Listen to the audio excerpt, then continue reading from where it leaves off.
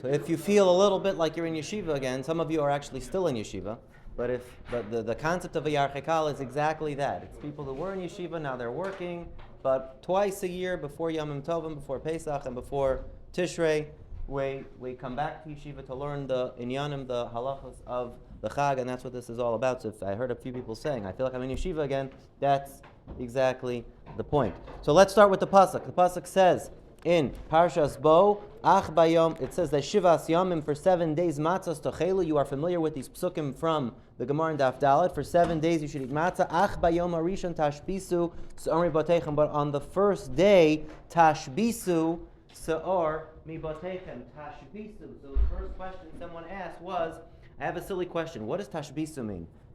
I said, that's not a silly question. That's the whole question. What does Tashbisu mean? Does Tashbisu remind you of anything? Does the root of the word Tashbisu remind you of another word? Shabbos. Reminds you of the word Shabbos. So here's the question. This is a classic chakira from the Minchas Chinuch. One way to understand the mitzvah of Tashbisu is that it's like Shabbos. On Shabbos, you're not supposed to do work. How do you fulfill the mitzvah of Shabboson, of resting on Shabbos? Passively. There's no active thing to do to fulfill the positive command to rest on Shabbos. Resting on Shabbos means the absence of work.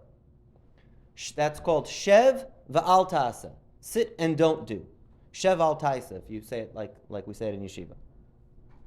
So, one way to understand the mitzvah of Tashbisu is passive. You fulfill it simply by not having chametz. Tashbisu means I'm resting from chametz. I don't have chametz. Or is Tashbisu active? Destroy the chametz. Actively get up and destroy the chametz. Like wearing tzitzis. You can't passively fulfill the mitzvah of wearing tzitzis. If you don't have a four-cornered garment on, you're not violating anything by not wearing tzitzis, but you're not fulfilling the mitzvah. It is a kum va'aseh. It is a get up and do. You have to get up and do the mitzvah, and you can't get up. And the way to get up and do the mitzvah of Tashbisu is to destroy chametz physically with your hands, or whatever the equivalent of Tashbisu means, if Tashbisu means something else. But this is the question. We're going to try to sharpen the question by pointing out differences between these two understandings. On the one hand, is Tashbisu shev al tas? It's passive, the absence of chametz. I fulfill the mitzvah simply by not having chametz. Or is it kum v'aseh? Is it a mitzvah to actively get rid of chametz on Bayom Harishon, which you learned in the Gemara is when is Yom Harishon? Erev Pesach. Erev Pesach. That's the mitzvah, not the first day of it. Erev, the day before. And Ach is when? Ach Cholak. So what time? 6 hours. So noon on Erev Pesach is the time to fulfill the mitzvah of Tashbisu. Do you fulfill it by not having chametz or by getting rid of chametz? That's the difference. It sounds like a very subtle difference. Let's go through 3 nafkaminas off the bat from the Minchas Chinuch, and then we're going to get into what you learned in the sugya to see who holds what. First nafkamina. Well, can you think of any nafkaminas?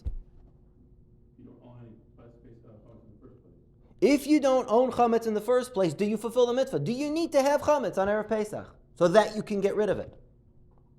Depends. If it's shev al ta'aseh, if the mitzvah is the absence of chametz, then if I never had chametz all year round, I'm on a chametz-free diet year round. I fulfill Tashbisu, right? Then you fulfilled the mitzvah saseh. When the clock strikes noon on Erev Pesach, boom, I fulfilled the mitzvah because I didn't have chametz.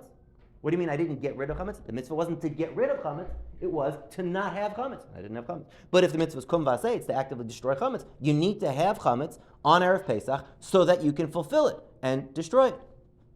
That's one nafkamin. Second nafkamin is a little bit more obscure, but it's very straightforward. There's a halacha in Choshen Mishpat. Choshen Mishpat is civil laws about damages. It's the way where we codify the Seder Nezikin in the Shulchan Aruch. And there's a halacha, Siman Shin Pei Beis, that says that if someone grabs a mitzvah out of my hands, they owe me damages. The example is Misha Shachat Chayav. Let's say I shechted a bird. Let's say it was kaparos, and I shechted a bird. Uba acher v'kisa hadam. And you came and covered the blood. That was my mitzvah to cover the blood. It was my chiyuv there's a chiyuv on the person who shechted to cover the blood, and you came and shechted it, you owe me damages. Because you took my mitzvah. That's halacha and shulchan aruch. Separate. The dinei nezikin. You damaged me. You took away my mitzvah. Now let's say I have chametz all ready to go, throw it into the fire, fulfill tashbisu, and you come along and you grab it and you throw it in. Do you owe me money? Did you take my mitzvah? Depends. If the mitzvah is kum va'aseh, is to actively destroy the mitzvah, then I have a mitzvah to take the chametz and throw it in the fire. You just took my mitzvah. You owe me money. 10 zehuvim, however we evaluate that. But if the mitzvah is, here's where it gets a little more subtle, but if the mitzvah is passive, the mitzvah is simply for me to not have chametz, then whether I threw the chametz into the fire or you threw the chametz into the fire, doesn't matter. Or the fire just came and ate the chametz itself. I completely, 100% fulfilled the mitzvah.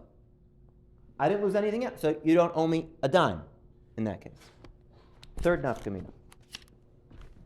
This is the kind of nafkamina that only the Minchas Chinuch could come up with.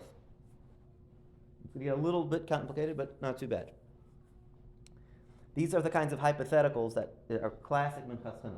Let's say you find chametz on Pesach, and you say, oh boy, I have chametz on Pesach, this is terrible, I got to destroy it. How do I destroy it? I'll eat it. It's hypothetical. So the question is, I guess on Pesach, not so, yeah. The question is, did you fulfill Tashbisu? It's a type of destroying. We're not getting into, there's a machlokas between Rabbi Yehuda and the Chachamim, which we did not in the source sheets, the first mission and the second parak, whether do you have to destroy it with fire or with other ways. Let's not get into that. Let's say you could destroy it with other ways, okay? So you ate it. So you ate it. You destroyed it. L'chayra, you fulfilled Tashbisu. Why? What? Right? You actively destroyed the chametz. You were over. You violated something when you ate it. Not allowed to eat chametz on Pesach, but you also fulfilled Tashbisu. Why wouldn't you fulfill Tashbisu? Why do you think? What's wrong with that mitzvah? There's an obvious problem with that mitzvah that you did. Stop you from eating it. That's the point of Tashbisu. Okay, but what's the what? It's mitzvah ba'aveira. Is it a mitzvah? There's a principle in the Gemara that if there's a mitzvah that comes through an avera, you don't get credit for the mitzvah. Doesn't count because it's bound up in an avera. The avera is the opposite of what Hashem wants. You can't get credit for the mitzvah. It's connected to an avera. Okay. So is this a mitzvah ba'avera? I ate the chametz on Pesach. It seems like a classic mitzvah ba'avera because I ate the chametz and I fulfilled to fulfill the mitzvah of Tashbisu, and that same act of the mitzvah is an avera of violating it. So the Minchas Chinuch says not necessarily. It depends on this question, because the Minchas Chinuch is taking a very narrow definition, which is lishitaso, what's in Hilchos Pru Revu. The Minchas Chinuch has a very narrow definition of mitzvah ba'avera. He holds that mitzvah ba'avera is not simply when the mitzvah is a product of an avera, like I stole a lulav yesterday and shook it today. That's not enough to be a mitzvah ba'avera. It has to be at the same time. So I took the lulav from you, I stole it from you, and in that moment I was shaking it. When it's all happening at the same time, only then do we say you don't get credit for the mitzvah, because it's bound up in the avera. So here, is it happening at the same instant? Well, if the mitzvah is kum va'aseh, is to actively destroy the chametz, then it is. Because I'm actively destroying the chametz while I'm actively eating the chametz. And so I'm doing the avera and the mitzvah at the same time, same act. But if the mitzvah is to not have chametz, it happens after that. First I ate the chametz, and I did the avera, and the result of that is now I don't have chametz. Now I have a full tashbisu. The destroying it is not the mitzvah; it's the result. And so, according to the Minchas Chinuch's refined understanding, that mitzvah ba'avera means the mitzvah and the avera have to come together.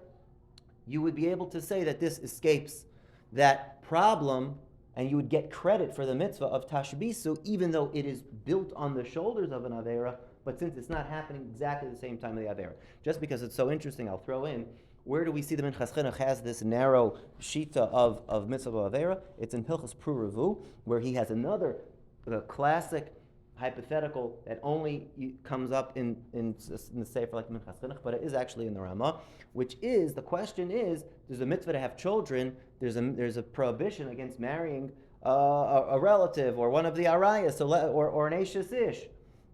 Let's say someone lives with an Eishes Ish and has a child. The child's a mamzer. Does he fulfill the mitzvah of Pru Revu? That's the question. The Ramah seems to suggest that you do fulfill the mitzvah. And the question is, right, it's crazy hypothetical. You get the mitzvah of Pru Revu from a mamzer that comes from a bias iser. And the Ramah says you do get the credit for the mitzvah for Pru Revu. And everyone jumps on the Ramah. How could you get credit for Pru Revu? It's a mitzvah of Avera. It's classic. You couldn't have this mitzvah of this child without that Avera, the bias iser. How in the world is this? And so the Minchas Chinuch says, because I have he has a Shar Melech in regarding Lulav, that it has to be at the same time. He says it's not at the same time. The iser was at the time of the relations, 9 months ago. That was the Avera. The mitzvah is when the child's born. That's when you don't fulfill Pru Revu before the child is born. And so it's staggered. And so the mitzvah is not bound up in the Avera like that until you get credit for the mitzvah. Okay, that's enough kamina. So, but going back to our sugya, so the key difference to be able to understand, we're now going to try to figure out who holds what. What does Rashi hold? What does Tosfos hold about this chakira? The key point to be able to tease out who holds what is the following. The Torah gives a specific time for the mitzvah of Tashbisu. Ach bayom harishon Tashbisu. And we already discussed. When is Ach bayom harishon Tashbisu? The 6th, noon on Erev Pesach. Right? Like it says on the 8th day, give your son a bris. Noon on Erev Pesach Tashbisu. So so the question is, do you have to fulfill it certainly have to fulfill the mitzvah at that time, but do you have to get rid of the chametz, whatever the word Tashbisu means? Do you have to do that at that time, or can you have done it before? And memela at that time, you're yotzei. So let's. This is going to be the key point. So let's see Rashi. You learned Rashi on Daled Amud Beis. Rashi said, "Bibittul ba'almo" in the Gemara, the first Gemara, your first source you had, midoraisa, bittul is enough. Midoraisa, all you need to do is be mevatel your chametz. You don't need to check for chametz. Midoraisa, all you need to do is do bittul. Why? Because once you did bittul, what does Rashi say? Tashbisu. You fulfilled Tashbisu. You destroyed it. You destroyed it in your mind. Mentally destroying it is enough. It does not have the status of chametz anymore. So you can nullify it in your mind. The problem with that is what Tosfos asked, this Tosfos that you learned, the second question. Tosfos said that Tashbisu is when Mishei Shaisu Lamaila. The time for Tashbisu is noon and on. The Achar Isur Mahani Bittul. But when does chametz become aser? Before noon. The 6th hour. So the beginning of the 6th, midrabanan. But the beginning of the 6th hour, chametz becomes aser. And you learned on the top of Zayin Amud Aleph, on your source sheet, the last Gemara source sheet, the Gemara said, "V'nivtalei b'shis." Why can't you make bittul as in the 6th hour, which is that twilight zone where chametz has already become forbidden, but it's not yet the time midorabanan, but it's not yet aser midoraisa. It's not yet the time to do the mitzvahs asay doraisa of tashbisu. Can you do bittul then? The Gemara says, "Kivan de isura derabanan ilave," since it's aser midorabanan, kidoraisa damya v'lav b'shusei kaima v'lei matzi mivtil. It's not considered yours. At that point, since the Rabbanan answered it, it's like it's out of your rishus, which is like the Gemara said in Vav Amud Beis at the bottom, 2 things, Einan b'shusa shel adam, famous Gemara, it's like it's out of your rishus. So here's the problem with Rashi. This is what Tosfos is kasha on Rashi. The key question is, Rashi, how could you tell me, it's a catch-22, how could you tell me that the word Tashbisu means bittul? The time for Tashbisu is after the chametz has left your rishus. Because the chametz leaves your rishus, let's say it's an even day with 12 hours, 6 a.m. to 6 p.m. At 11 a.m., the chametz becomes aser.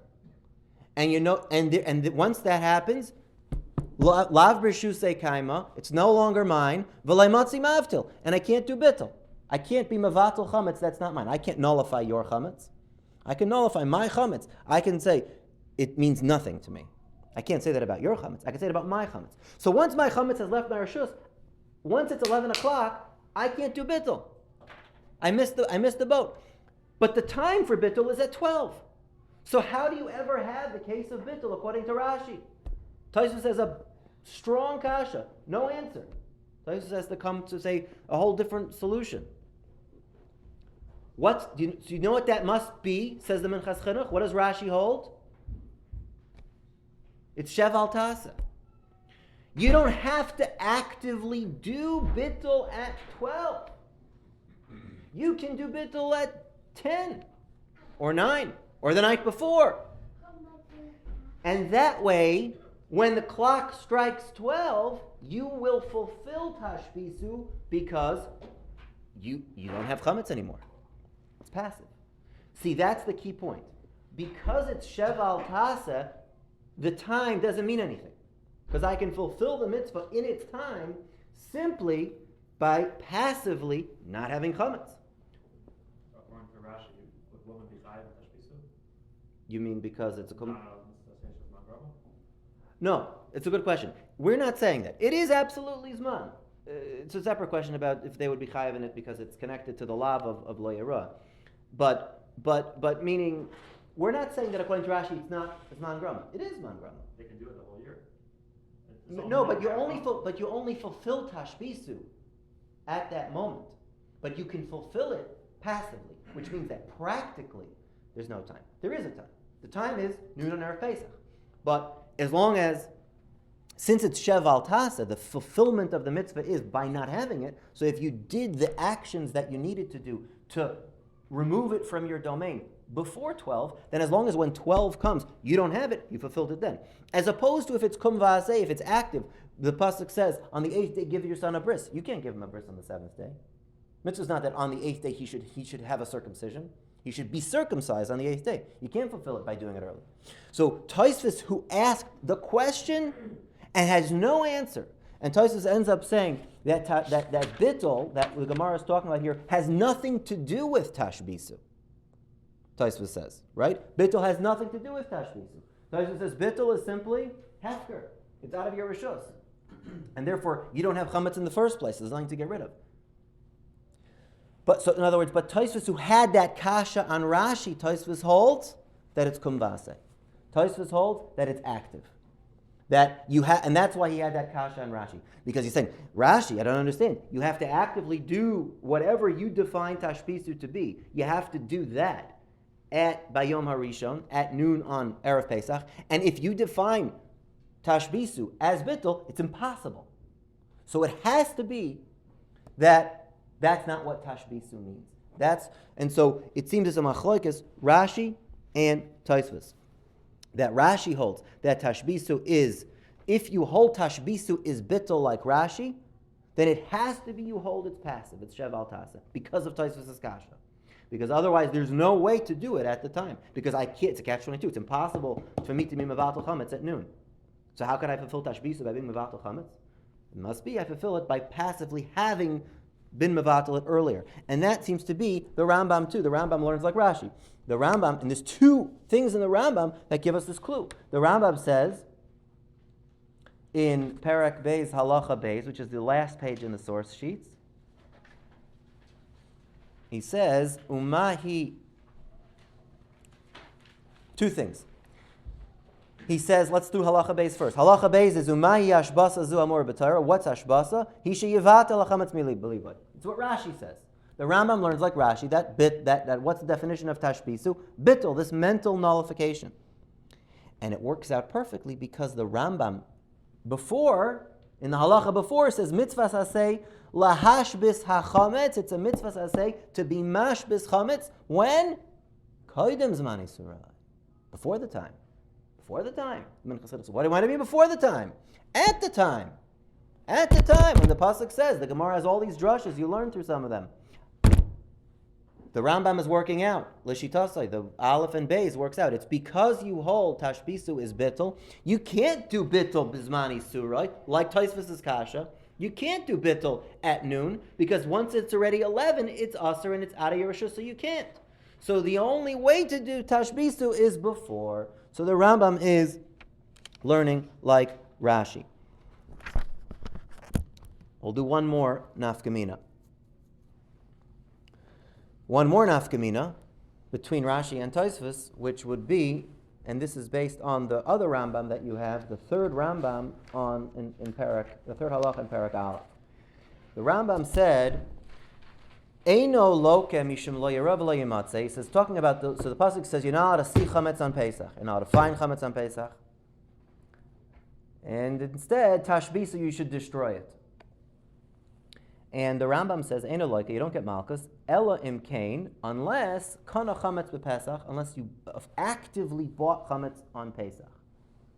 Avalim hayalei chametz koydem Pesach, but if you had chametz before Pesach and you didn't destroy it, you just let the chametz stay in your rishus, eino loke, you don't get malchus. B'pnei shaloi asa b'maisa. And this goes to there are some parameters around malchus, lashes, and not every transgression, not every aver results in malchus, results in lashes, only if it's active. And Tosfos says, if I have chametz in my house from before Pesach and it just stays in my house through Pesach, I didn't actively violate anything, so there's no malchus. When is there going to be malchus? If I went out and bought chametz on Pesach. If I went out and bought chametz on Pesach, I affirmatively took chametz and brought it into my rishus on Pesach, that's violated, that I did malchus. All the Mefarshim ask a question on this Rambam. 1 second.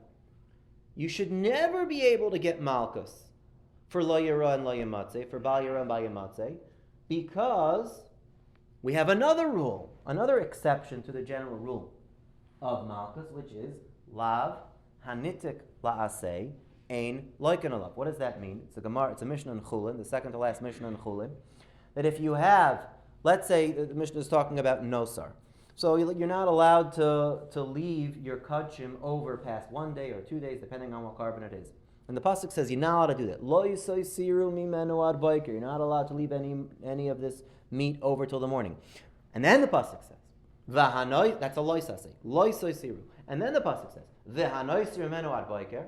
But if you did, then you have to burn it in fire. So you have a mitzvah saseh.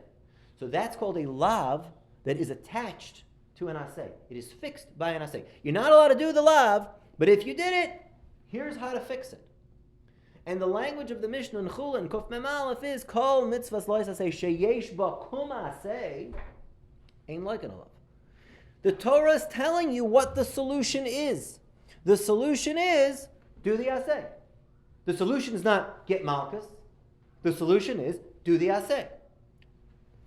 So the question is, Bal Yeram Bal Yematzeh should be the same. The pasuk says, don't see chametz on Pesach. Don't have chametz in your rishus on Pesach. Instead, tashbisu, destroy it. So isn't that a lav nitik l'aseh? Mishnah Lamelech, all the Mefarshim ask this question on the Rambam. That don't have chametz on Pesach, but if you do, destroy it. So it's a lav. So even if the Rambam found a case where you're actively bringing chametz into your house on Pesach, it's a lav sheyesh by ma'isa, you still shouldn't be like in a lav. You still shouldn't get malchus, because it's a lav hanitik la'aseh. Don't have chametz, but if you did, destroy it. So, amoid v'hashbis, the Torah is telling you what's the consequence of this lav, what's the consequence of violating this transgression and bringing chametz in. The consequence is, I have to destroy it. Says Minchas Chinuch, that rule of lav hanitik la'aseh only makes sense when what kind of aseh is it? We said that there are two kinds of assays. There's an asay, a positive command to do something. That's kum v'asay, get up and do it, burn the nosar. But there's also a kind of asay that's shev al tasa. It's very subtle that you fulfill it passively. Shabbos, you fulfill the positive command to rest by not doing anything. And according to the Rambam, we said that how do you fulfill tashbisu? Passively, by not having chametz.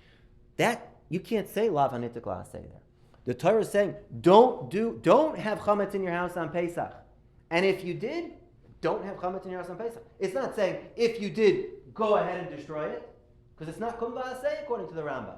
It only makes sense to say that a lav attached to an aseh exempts you from malchus if it is an affirmative, active aseh. Because then the Torah is saying, here's the solution, do that, and you're off the hook. The Torah is not saying do that here. But according to Tashbisu, it would be a lav netik aseh, right? And that's what Tashbisu says on Daf Chavtes, which is on the source sheet. Tashbisu says straight out that Bal Yirah is nitik la'aseh. It is attached to the aseh of Tashbisu, which all works out. The Rambam is lishitaso, and Tashbisu is lishitaso.